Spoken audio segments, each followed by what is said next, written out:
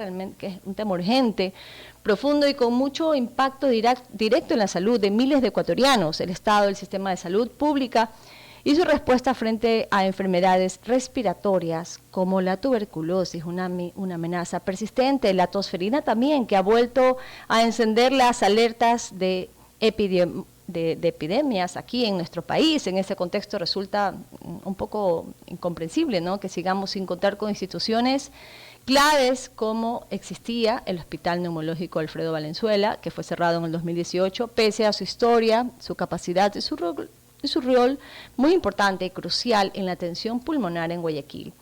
Bienvenidos doctores, bienvenido doctor y bienvenido economista, ¿cómo están?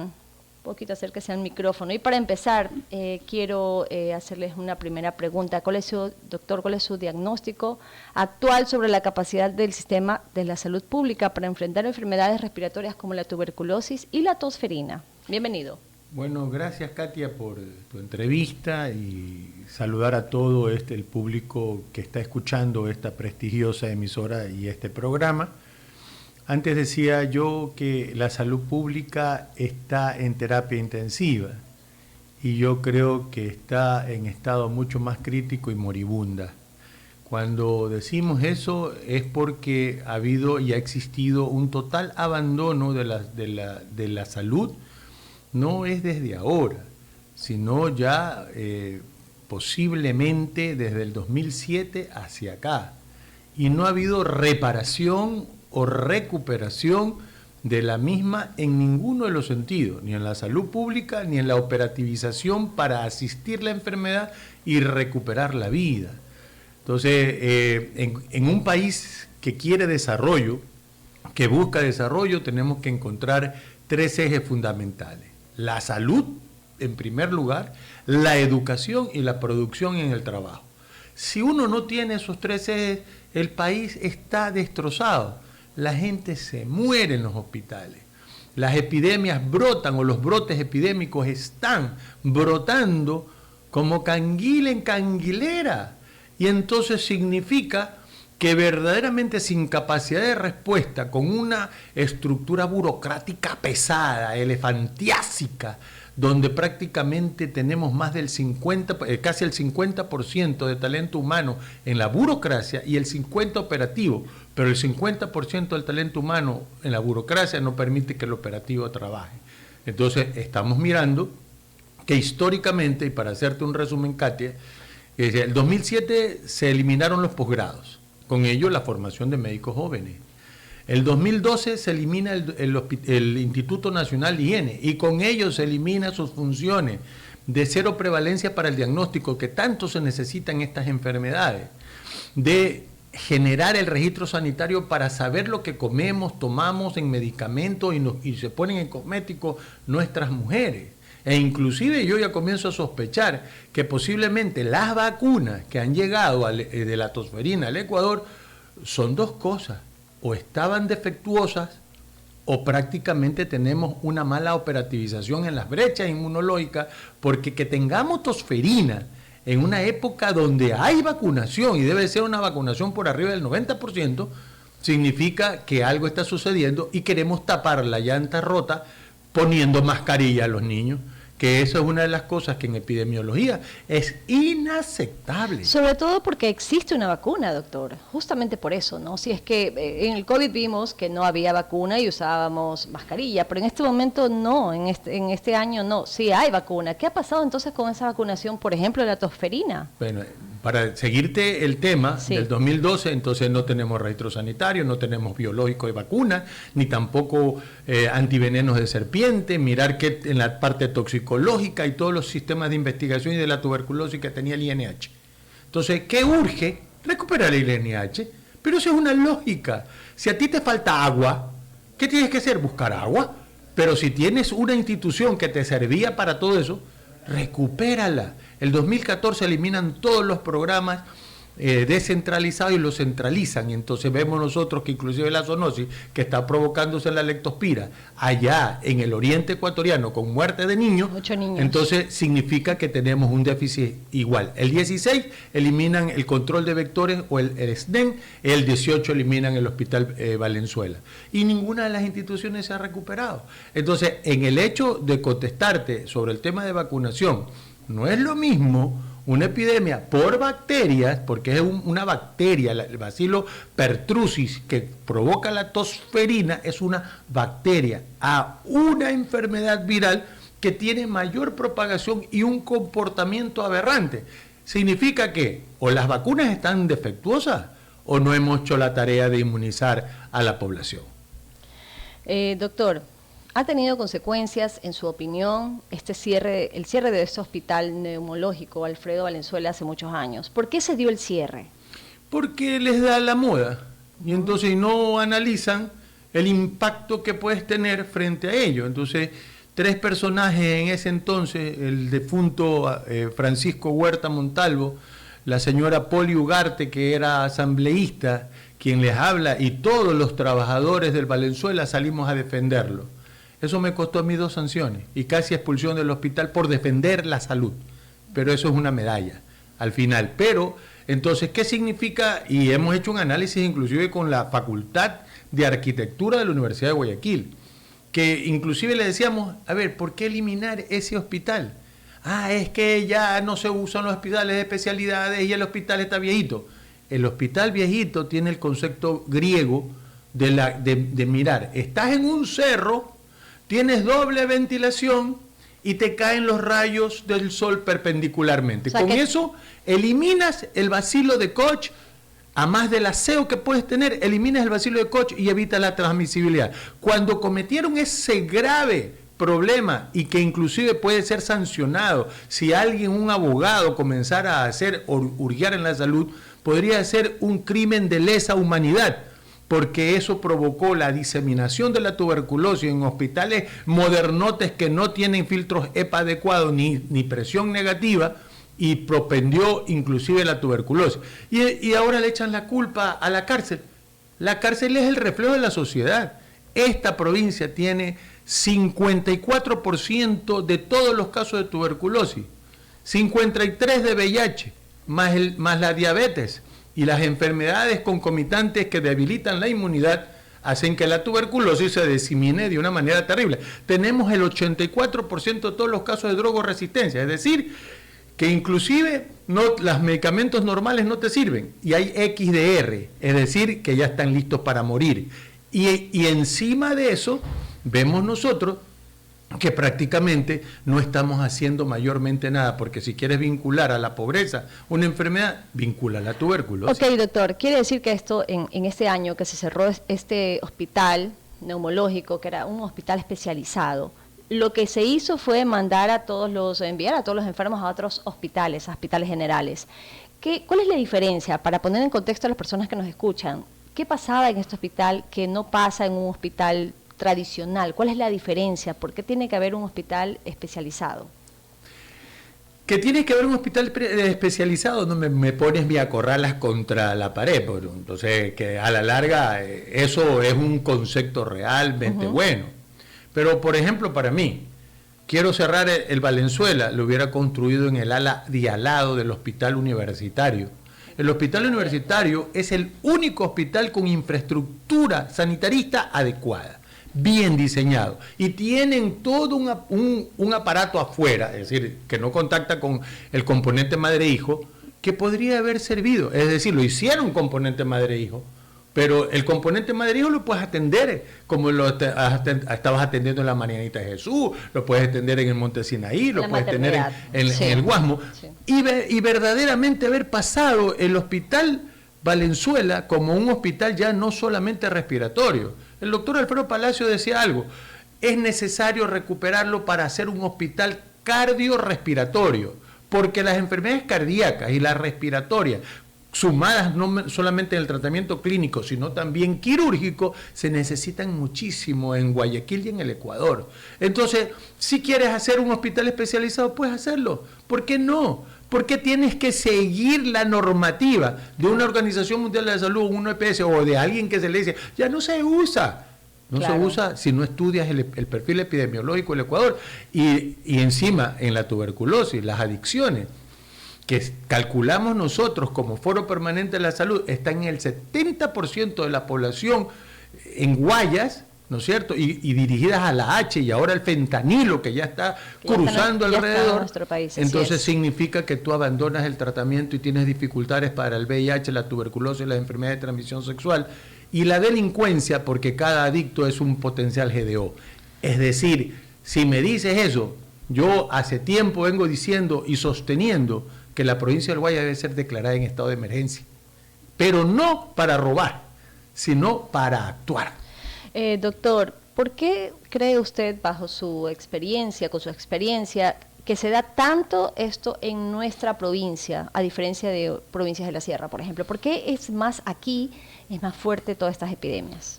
Porque es histórico, ¿no? ¿Tú sabes cuándo se construyó el primer hospital público en Guayaquil? 1970, el hospital del suburbio. El primer hospital de niño público en la ciudad de Guayaquil, 1976, que es el Icaza Bustamante, que queda en el centro de la ciudad. ¿Sabes cuándo tuvieron un hospital público en la ciudad de Quito? Desde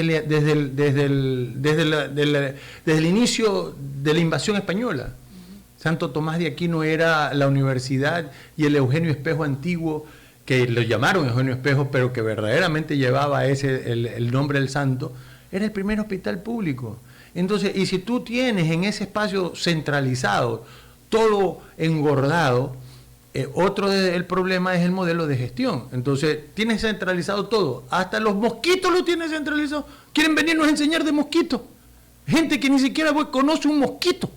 Entonces, significa que la centralización, la distribución territorial, los problemas graves que se tienen una repercusión en la falta también de agua potable, alcantarillado, vivienda, vialidad, que los municipios no han trabajado y que verdaderamente inclusive el agua debe ser parte de la reposición de esa constitución perversa que quiere gobernar el agua de nivel central, pero que debe de tener también un paraguas donde darle a la empresa pública, a la empresa privada, también el parámetro de rehacer agua. La salud no se mejora, mi querida Katia, en los hospitales. La salud se mejora en la casa, en la comunidad y verdaderamente en gobierno autónomo descentralizado que inviertan en salud.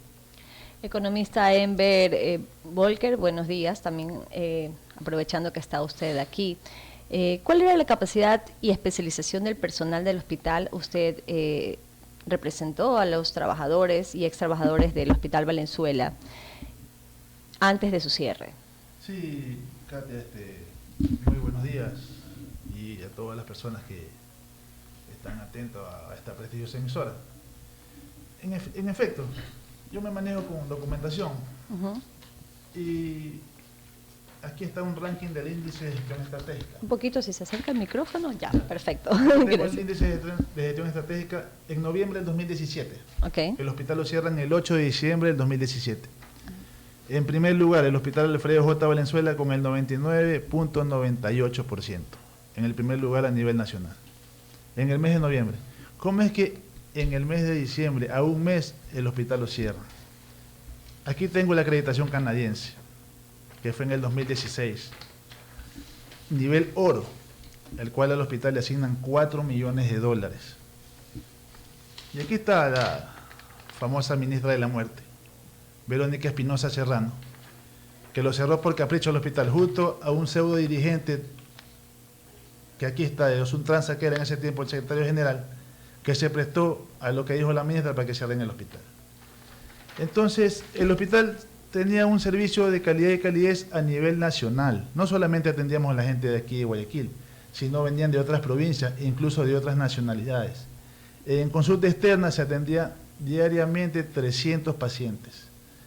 Tenemos las salas, aquí está las salas de varones. Ahí tenemos alrededor de 7 salas.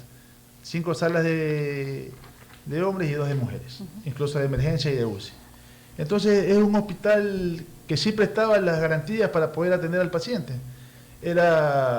cumplía con las normas. Lamentablemente dicen que por insalubridad. Cuando ya estaba hecha el área de repotenciación, aquí está la morgue, ya estaba hecha el área de la morgue, aquí tengo, miren, la atención de calidad y calidez, y tengo las áreas de repotenciadas, de nutrición y lavandería con mármol. Esa obra estuvo predestinado $1.500.000. ¿Cómo es posible que el gobierno, el Estado, asigne esos recursos, teniendo los 4 millones de la acreditación canadiense, teniendo el primer puesto del índice de gestión estratégica, el hospital se ha cerrado abruptamente? Entonces, eso hemos conversado con diferentes autoridades, incluso aquí está el doctor Francisco Andino. En ese momento tenemos el colectivo Eugenio Espejo, que estábamos para defender que el hospital no se cierre, que no se cierre ningún sistema de salud, porque ellos estaban con la idea de cerrar otros hospitales. Entonces esa fue la defensa. Yo también salí del trabajo por defender al hospital, por eso me quedé en la desocupación, por defender que el hospital no se cierre, por defender que la salud es un derecho universal, por defender la salud del pueblo. Economista Enver, ¿existe alguna propuesta concreta o petición formal que le hayan hecho ya al Ministerio de Salud para su reapertura o para la revisión de la reapertura de este hospital? Ya, mire, el hospital, para ser reiterativo, el hospital fue cerrado en el 2017. El gobierno de Lenín Moreno. Vino el gobierno de Guillermo Lasso, no tuvimos nunca atención, enviamos oficios tras oficios, nunca tuvimos atención. Recién en este gobierno, el gobierno de Daniel Noboa, recién nos dieron oído para tratar este tema. Tanto así que nos reunimos un grupo, ¿no?, de médicos, de trabajadores mismos, y pudimos armar un foro de la salud, con la participación en ese tiempo de la doctora Anabel Asín, en ese tiempo estaba el coordinador zonal 8, el doctor San Martín, y se dio el foro de la salud, ¿no?, donde la doctora en su intervención expuso que el hospital neumológico debe ser reabierto, que cómo es posible que un hospital emblemático de la ciudad de Guayaquil sea cerrado.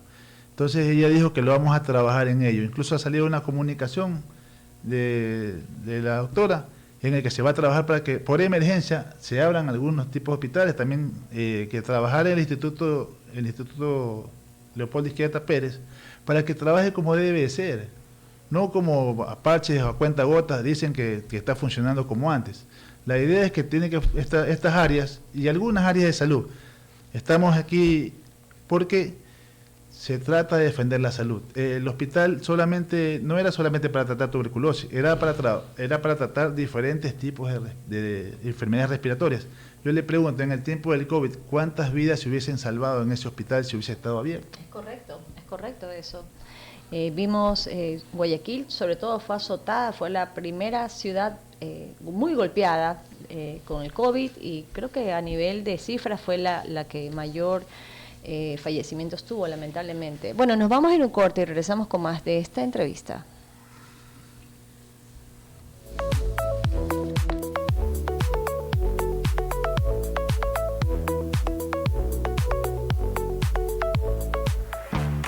Las mejores marcas del mercado tienen algo que decirnos. Inicio de espacio publicitario. Todos tenemos el mismo sueño, ganar dinero y divertirnos mientras lo hacemos. ¿Nos crees si te decimos que es posible? Juega y gana en micasino.com con las mejores ofertas y promociones. Te traemos una irresistible. Si te registras hoy mismo con el código WQ Radio, recibirás un bono que multiplica el doble tu primer depósito. ¿Qué esperas para comenzar? Sin excusas, empieza hoy mismo y empieza a ganar. micasino.com. Continuamos con más de Cosas que Pasan. Fin de espacio publicitario. Súbele el volumen al estilo para que escuches Un Capuchino con Mariana. Mariana Burgos, la voz que marca tendencia, moda, belleza, cultura fashion y toda la buena vibra que necesitas para inspirarte. Te esperamos lunes, miércoles y viernes de 14 a 15 horas por WQ 102.1. Tómate el break más fashion de la semana con Mariana, porque el estilo también se escucha y se disfruta con un buen capuchino. ¡Ay! Si estás acostumbrado a que tus mañanas sean monótonas, a quedarte dormido en el volante e incluso escuchar la misma música de siempre, entonces no has escuchado Entre Voces. Entre Voces. Y es que Kenji Ceballos se toma tus mañanas para hacerlas más frescas y ponerte al día con info de actualidad, entrevistas, entretenimiento y buena música. Un espacio completo al puro estilo de Kenji. Entre Voces. Martes y jueves de 9:30 a 10:30 por WQ Radio. WQ Radio. WQ Radio.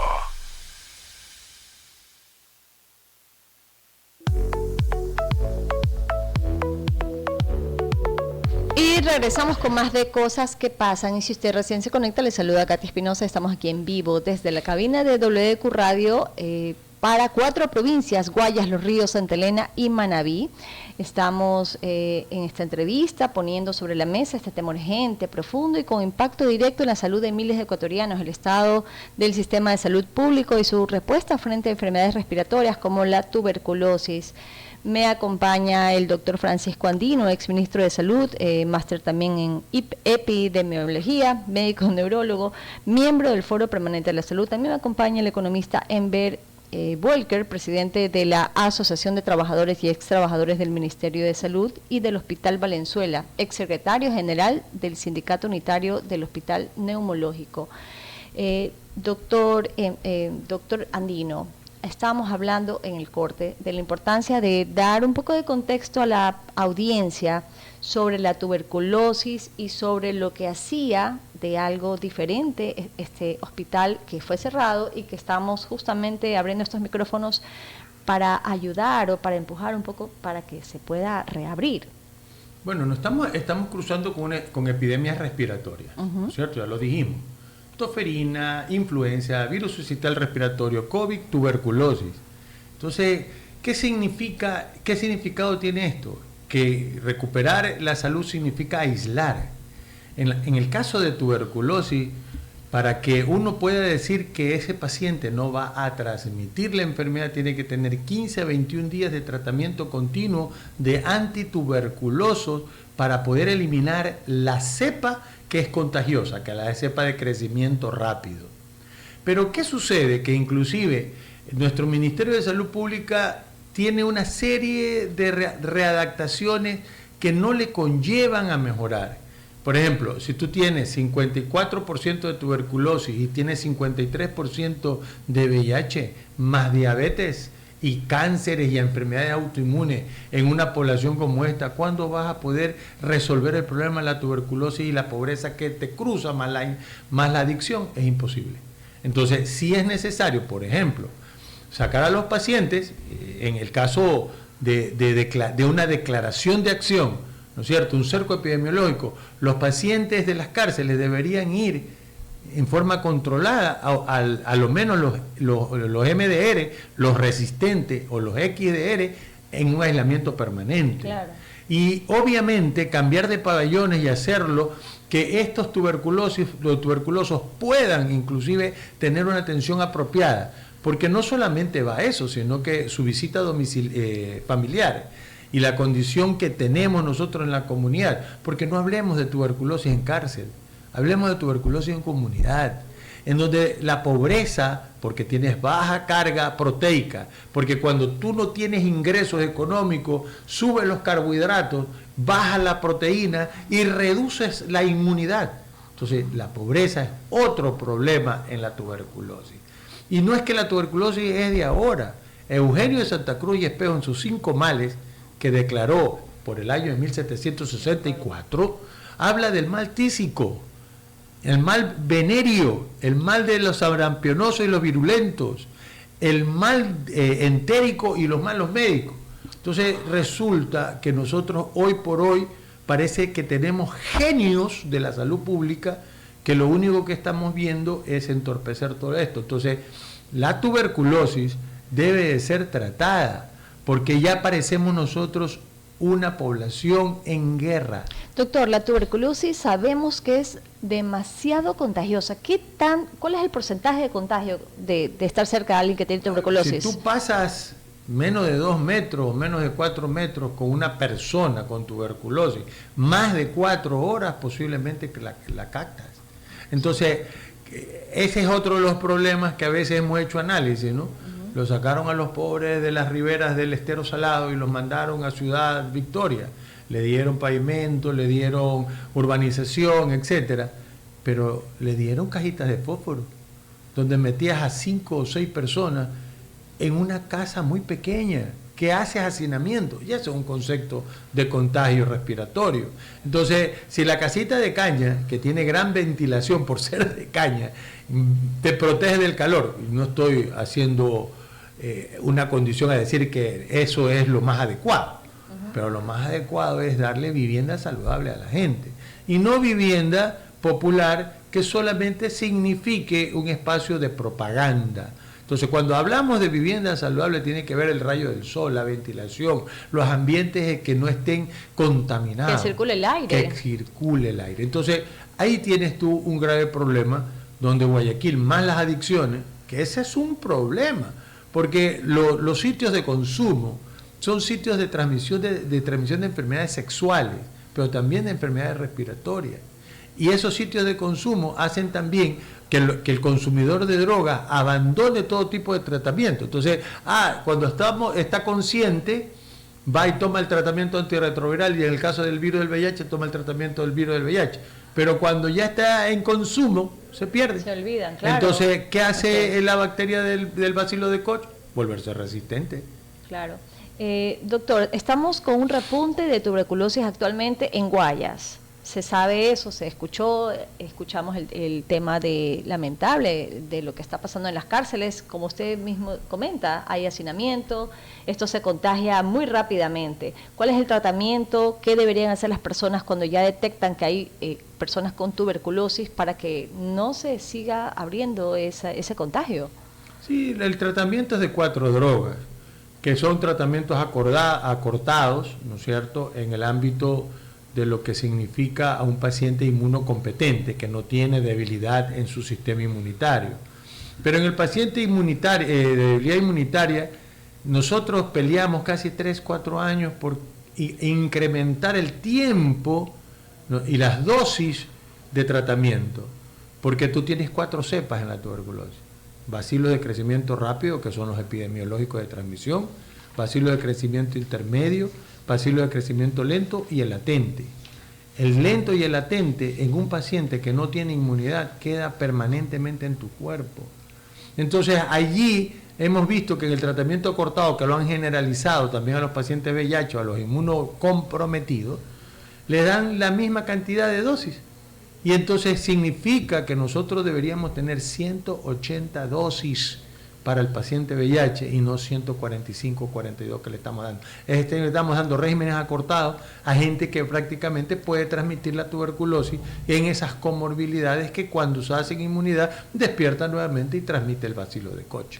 Es decir, que no queda realmente curada la persona. Exacto. Va a seguir transmitiendo. Porque queda latente. Queda latente. Entonces, ¿qué tiempo, doctor, queda puede quedar virus? Mucho tiempo. Es decir, tú puedes tener el bacilo de Koch y no se desarrolla enfermedad porque tú tienes una cepa que está latente. Pero está contagiando. Pero no. Pero llega el momento en que se te baja la defensa.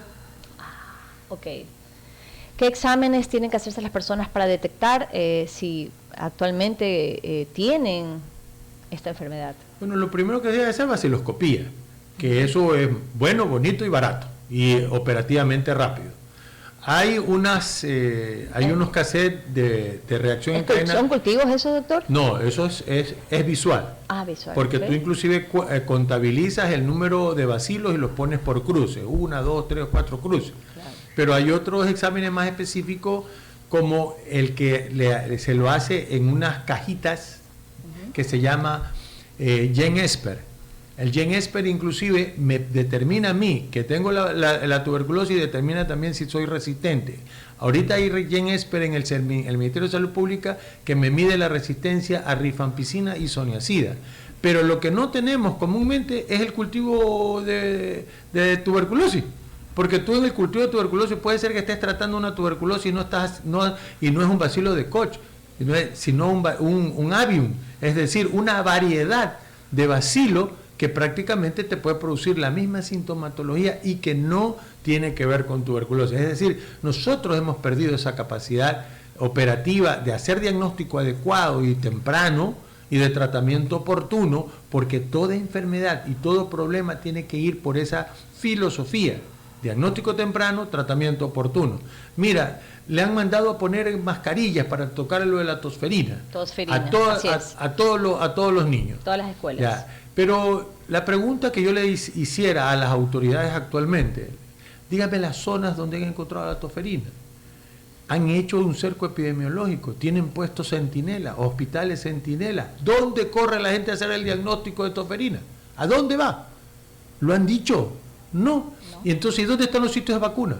Estamos haciendo un refuerzo en las zonas de riesgo, es decir...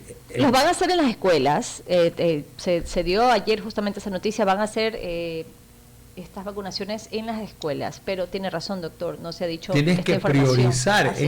Es como que tú estás en una guerra. Entonces, cuando tú estás en una guerra, haces la planificación. Tienes el frente de batalla, tienes el refuerzo acá y tienes la vanguardia, ¿no? La retaguardia, vanguardia y retaguardia. Y tienes puestos centinelas, es lo mismo, pero tú tienes que tener la priorización de acción. Pero ya, 60 días para la mascarilla, pero es una bacteria. Entonces, ¿qué tenemos nosotros que aprender a manejar cada epidemia? En el tema de leptospira, ¿por qué no están haciendo vacunación de leptospira? ¿O por qué en la Amazonía? ¿Y por qué no están más bien promulgando la limpieza y mirando a ver qué animalitos están con lepto? ¿Okay? Claro, porque muchas personas piensan que solo viene de las ratas y no es así, doctor. No, todo mamífero. Todo mamífero. Entonces, sí, puede ser gato, perro, puede ser... Por la orina de los así mamíferos.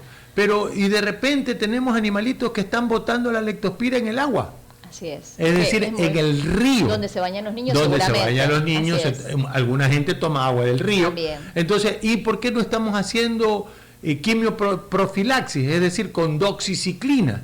No lo estamos haciendo la quimioprofilaxis. Es decir, hay muchas estrategias en salud pública, pero siempre y cuando lo primero que tenemos que revalorar son las datas, es decir, cifras. Dónde se encuentra, cuál es la edad de prevalencia, el sexo, el lugar, etcétera. En toda enfermedad tú tienes que informar para actuar, para declarar luego qué casos son sospechosos, probables o confirmados. Nadie está diciendo, si tú tienes gripe en el estado catarral o tienes tos persistente, anda a este lugar a hacerte la prueba. Sí, hay 321 casos de tosferina confirmados, y justamente en las provincias es en Guayas, Manabí, Pichincha y Santo Domingo de los Áchilas. Y lo que ha dicho el Ministerio es que se va a hacer las campañas de vacunación y protocolos en centros educativos, que ya estamos acá en la región costa iniciando clases. Pero esto es muy demorado, doctor, tiene que ser... ¿cuál es su recomendación? A la par, porque tú tienes que ir generando diagnóstico, pero eso tienes que difundir. Todo paciente que tenga estado gripal y luego tos, tiene que hacerse una prueba de tosferina. ¿A dónde va? Dime, ¿dónde la hacen? ¿A dónde se la hace? Sí, correcto. ¿Okay? ¿Quién toma la muestra? ¿Qué institución la va a hacer? Y en ello comienzas tú a hacer la ficha epidemiológica. En la ficha epidemiológica te va a decir ubicación, domicilio, etcétera. Entonces tú vas a saber qué edades de prevalencia tiene, cuáles son los grupos vulnerables, y manejar la vacunación no solamente en los centros educativos, porque tú tienes población vulnerable en ancianos, en gente inmunodeprimida, que tienes que mirar. Y lo otro que se debe recomendar es que si las brechas de vacunación fueron malas, el porcentaje de vacunación fue baja, entonces reforzar el porcentaje de vacunación a población general. Pero si la vacuna es mala, ¿quién la prueba? Claro, así es que bueno, hay mucha información, muchas enfermedades en este momento, sobre todo en la región costa, creo que lo estamos viviendo más fuerte. ¿Tiene algo que ver? De pronto, doctor, le voy a preguntar, el clima cálido, ¿tiene mucho que ver eso? El clima es parte del proceso en el cual los microorganismos se adaptan, y sobre todo en las vectoriales, ¿no? Pero lo que sí podemos hacer es referencia, por ejemplo, en las bacterias. El clima permite su reproducción en nichos específicos. En los virus, el frío más bien permite su preservación en algunos sitios o fomites. Pero Todos esos análisis de las determinantes lo tiene que hacer un personal especializado. Lo que sí te puedo decir algo es que yo siento vergüenza ajena del histórico Ministerio de Salud Pública, que antes muy pobre tenía mejor capacidad de respuesta. Ahora, con mucho más recursos que en los tiempos de antes, vemos que es tan lento, tan informal, y obviamente no hay decisión política. La decisión política lo hacen los políticos, pero los politécnicos son los intermedios, aquellos que tienen política y técnica para generar propuestas reales que le permitan hacer el embate de estas y otras enfermedades. Estamos conversando con el doctor Francisco Andino, ex ministro de Salud y médico neurólogo, también máster en epidemiología. También estamos acá con el economista Enver Volker, presidente de la Asociación de Trabajadores y ex trabajadores del Ministerio de Salud y el extinto Hospital Neumológico Alfredo Valenzuela. Justamente estamos revisando qué está pasando con la salud pública en nuestro país. Y diría yo, más fuertemente en la región costa, cómo estamos enfrentando estas amenazas. Si es posible también y necesario reabrir este hospital, que alguna vez pues fue referente en nuestra ciudad, en nuestra región. Entonces, economista, Enver, sí, vamos a hacer fuerza para que lleguen a oídos de las personas que deberían ayudar, sobre todo el ministerio, para que revisen este hospital que hacía tanto bien en nuestro país, en nuestra ciudad sobre todo. Sí, primeramente, hasta ahorita no entendemos por qué fue cerrado. ¿Por qué le digo esto? Porque en algún momento los invito para que hagan un recorrido ahí en el hospital, en las instalaciones. Y no es que el hospital está cerrado totalmente. Hay una ala donde funciona el CETAT, que está dentro del Hospital Valenzuela. Entonces, si el hospital fue cerrado por insalubridad, tenía que haber cerrado todo, claro, a nivel general. Y dejaron, o readecuarse. Y dejaron abierta una ala que ahí tratan a las personas que adictas, pues, ¿no?, a la droga y al alcohol. Entonces, sí invitamos a las autoridades que hagan ese recorrido. Porque, miren, en el terremoto que hubo en el año 2016, el hospital no sufrió ninguna fisura. Ninguna fisura. El hospital siguió funcionando, siguió activo y siguió dando el mejor servicio. El hospital, como lo decía el doctor Andino anteriormente, contaba de todas las comodidades para el paciente. Porque el paciente, decían los médicos sabios, que necesitaban ahí para ingresarse, tenían su medicina, tenían la alimentación y tenían el descanso, que era una base fundamental para que el paciente salga recuperado. Entonces, tenían la ventilación natural, que ¿cómo es posible que cuando cerraron el hospital los llevaban a hospitales que tenían esos filtros, EPAs, todas esas, claro, a contagiar a los demás? Claro. Entonces nunca hicieron un plan de contingencia, lo cerraron porque les dio la gana de cerrar.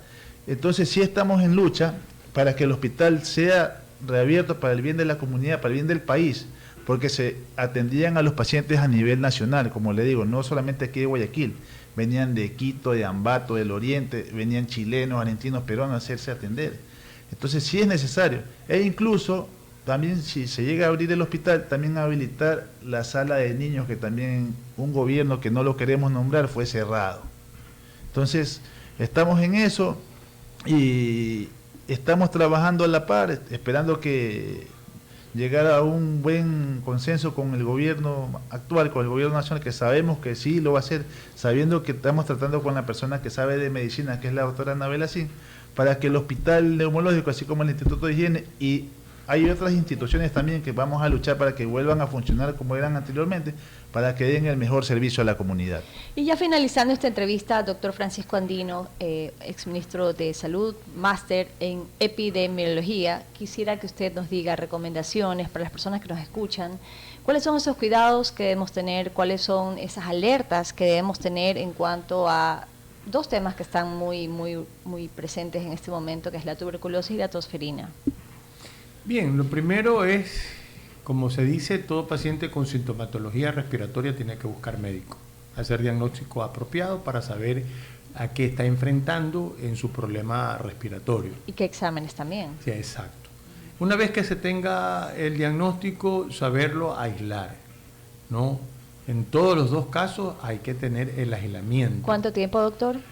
Para la tuberculosis, 15-21 días en tratamiento del paciente. En tratamiento del paciente. Sin tratamiento, no. Para la tosferina, hasta 10 días. 5 a 10 días. Aislado en una habitación. En una habitación en la cual inclusive pueda chequearse, es decir, lavado de mano, el distanciamiento. Tal vez en estos grupos sí el uso de mascarilla, ¿no? Precisamente por el contacto que puedes tener, pero es suficiente. La aireación, el sol, la limpieza es suficiente. Debo de recordar que esta es una enfermedad, las dos enfermedades que me estás preguntando son de tipo bacteriana, micobacteria y el otro una bacteria. Las personas acá en la región costa siempre, bueno, nos enfermamos, ¿no? Pero ¿cómo saber si es más que una tos sencilla, una gripe, algo, un cuadro respiratorio que a veces nos tomamos algo en nuestra casa y ya? Pero pasa que justamente había un grupo de personas que se fueron de viaje y después de un mes todo el grupo seguía con tos, y una tos fuerte, aquí como decimos la tos de perro, que decimos aquí en Guayaquil. ¿Cómo saber si eso es alguna de estas enfermedades? Bueno, para el caso de la tuberculosis, los tips son los siguientes. Más de 2 semanas de fiebre con orientación vespertina y nocturna, hacer diagnóstico de tuberculosis con radiografía y examen de esputo, normal o inducido. Eso es básico. En caso de más de 2 semanas de tuberculosis, de tos, ¿no es cierto? O esputo hemoctoico, eso ya es tuberculosis hasta que no se demuestre lo contrario. Es decir, esos tips tiene que tomar la comunidad. Más de 2 semanas de fiebre que sube en la tarde o en la noche, con sudoración profusa, pensar en TB. Más la tos de 2 semanas o si tiene esputo hemoctoico. En el caso de la tosferina, esta es una enfermedad que comienza con gripe, un síntoma, en la primera fase, síntoma catarral, como la gripe cualquiera, y luego se transforma en una tos, en tos que verdaderamente no calma, todo el día. Entonces, y que tienes un deterioro en todo tu espacio físico, de falta de alimentación, malestar general, fiebre, etcétera. Entonces, esos tips tienen que ser valorados inclusive por el médico. Hoy que estamos en ese hecho, preocuparse de buscar el carnet de inmunización. En mis niños, yo tengo la DT, tosferina, difteria tosferina. Entonces, ya prácticamente estás generando inmunidad. Esa vacuna es muy segura. He escuchado algunos audios de que lo vacunaron a mi niño y yo no sé quién manda esos audios y estoy preguntando si hay ESAVI, es decir, que son los efectos adversos de la inmunización específicos en este tipo de vacunación, porque lo que quieren de pronto es generar miedo. Claro. Pero la vacunación de la tosferina es altamente segura. Por lo tanto, toda persona que no tenga el carnet, que no sabe si ha sido vacunado y que está en un área de riesgo, preferible es vacunarse. Bueno, muchísimas gracias por haberme acompañado el día de hoy en esta entrevista. Doctor Francisco Andino, exministro de Salud y economista Enver Volker, presidente de la Asociación de Trabajadores y Extrabajadores del Ministerio de Salud, para hablar sobre eso justamente, sistema de salud, la tuberculosis, la reapertura del hospital neumológico, entre otras cosas. Muchísimas gracias. Las personas que de pronto se perdieron al comienzo pueden verlo en nuestras redes sociales. Nos vamos a ir a un corte comercial.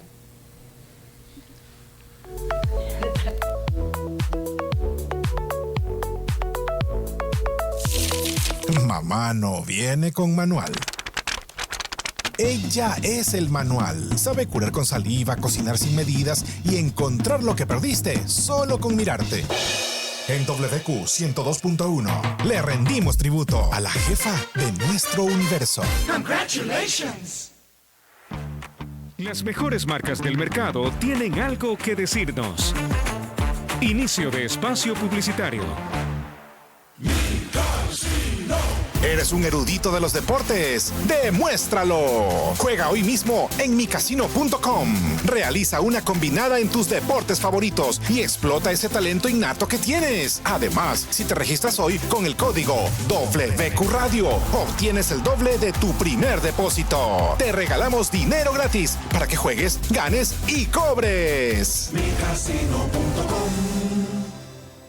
Oster es sinónimo de calidad. Por eso nos encanta formar parte de tu hogar. Tus electrodomésticos, solo en la mejor marca. Freidoras de aire, cafeteras, licuadoras, batidoras, cocina y línea blanca. Oster es genialidad a tu servicio. Encuéntralas en todas las tiendas y almacenes a nivel nacional. Otra genialidad Oster, 100 años. Lo bueno es para siempre.